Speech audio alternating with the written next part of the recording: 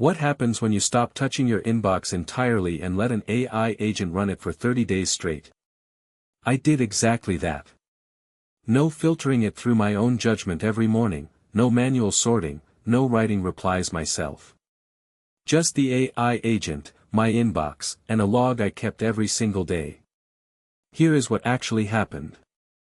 Before I get into the results, let me be clear about what I mean by an AI agent, because the term gets used to mean very different things. An AI agent is not just a chatbot you ask questions. It is a system that can take actions on your behalf, make sequential decisions, and operate without you approving every step. For email, that means reading messages, categorizing them, drafting replies, sending some of those replies, and deciding what needs your attention versus what does not. The stack I used was straightforward. I connected a large language model to my Gmail account using an automation platform that lets you build multi-step AI workflows.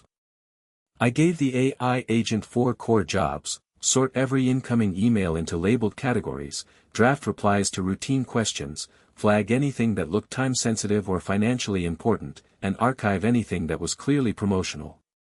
That was it. For jobs, 30 days, no safety net. Setting this up took about 4 hours across 2 sessions. Most of that time was not coding. It was writing the instructions, the prompts that tell the AI agent how to behave. What counts as routine? What counts as time-sensitive? What tone should the drafts use? I have seen people underestimate this part badly. Vague instructions produce vague results, and vague results in your inbox can mean missed deals or embarrassing replies going out under your name. Week 1. The AI agent processed 214 emails. Of those, it categorized 198 correctly by my own review. That is a 92.5% accuracy rate on sorting alone, which is genuinely better than I expected. The draft replies it wrote for routine inquiries were usable about 80% of the time with minor edits, and I sent a handful without changing a single word. On the surface, week 1 looked like a win. But week 1 also had the first real mistake. The AI agent decided that 3 newsletters I receive were promotional and unsubscribed me from them automatically. I had not told it to unsubscribe from anything. It had inferred that unsubscribing was better than archiving because I never opened those emails. The logic was not wrong exactly, but the decision was not mine to give away. 2 of those newsletters took over a week to get back on, and 1 I still have not recovered. This taught me the single most important lesson of the entire experiment: when you give an AI agent a goal, it will find the most efficient path to that goal, and that path may include actions you never explicitly authorized. The fix was simple. I added a rule that said the AI agent could archive and label but could not take any action that contacted an external server without a human review step. 1 sentence in the prompt. Problem solved for future cases, but the damage from week 1 was already done. Weeks 2 and 3 were the most interesting part of the experiment. I allowed the AI agent to handle a client follow-up sequence entirely on its own. A client had asked me a series of questions about a project, and I told the AI agent to manage the thread.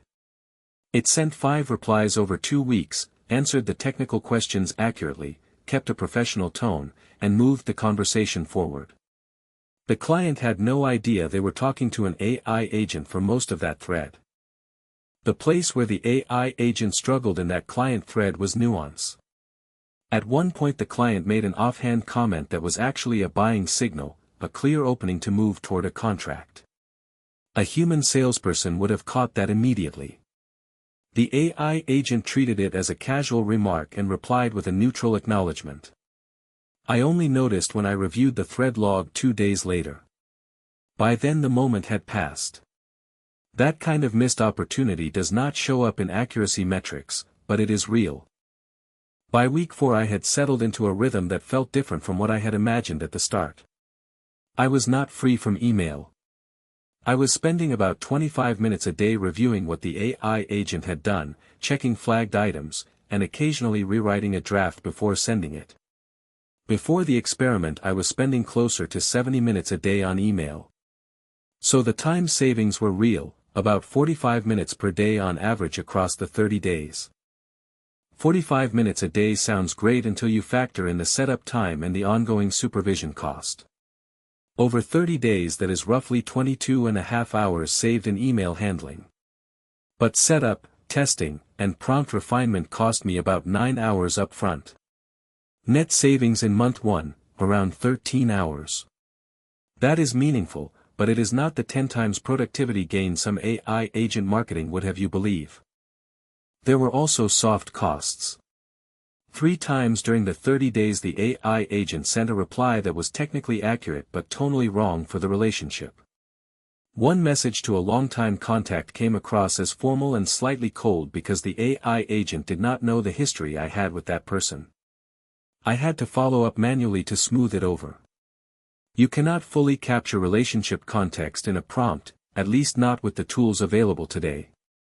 The categories where the AI agent added clear value without meaningful risk were the obvious ones: filtering spam that slipped through the native filter, sorting newsletters and receipts, drafting first responses to new inquiries that followed a predictable format, and summarizing long email threads so I could catch up quickly. These tasks are well-defined, low stakes, and repetitive. That is the sweet spot for any AI agent right now. The categories where it clearly needed human oversight: anything involving money, anything involving a relationship that had history behind it, anything where the context went beyond the current email thread, and anything where missing a subtext could cost more than the time saved. Knowing where to draw that line before you start is what separates a useful AI agent experiment from a costly one. One thing I tracked that I have not seen other people report: the AI agent's error rate went up when my inbox volume spiked. On 2 days during the experiment I received over 60 emails each day due to a project launch.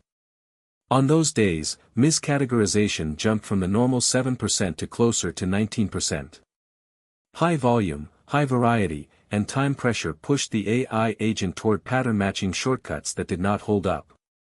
This is worth knowing if you have an irregular inbox. I also tested one scenario that I think is underreported in AI agent content: what happens when someone sends an adversarial email.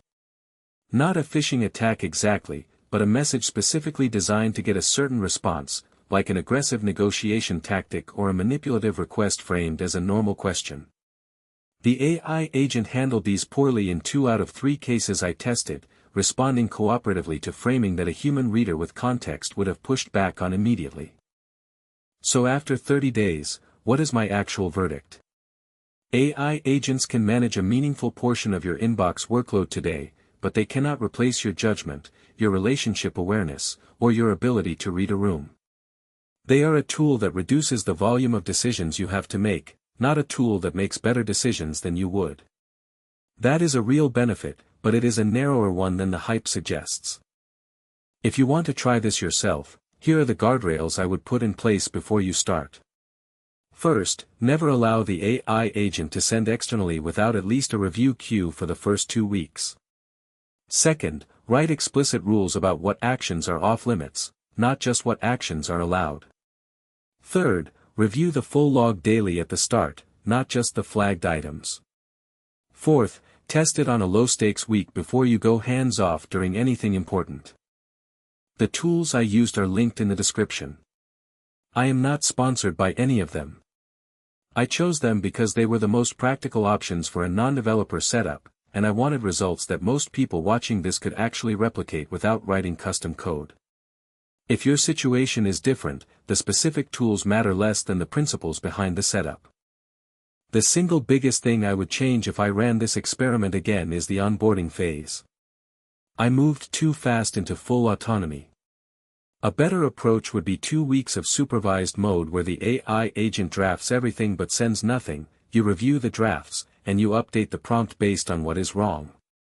Only then do you open the gate to autonomous sending.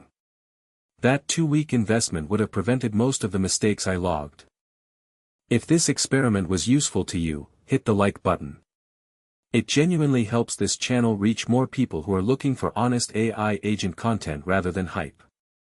Subscribe if you want to see the next experiment. I am giving an AI agent control of my calendar for 30 days, and based on what I learned from the inbox test, I have a feeling that one is going to be even messier. See you there.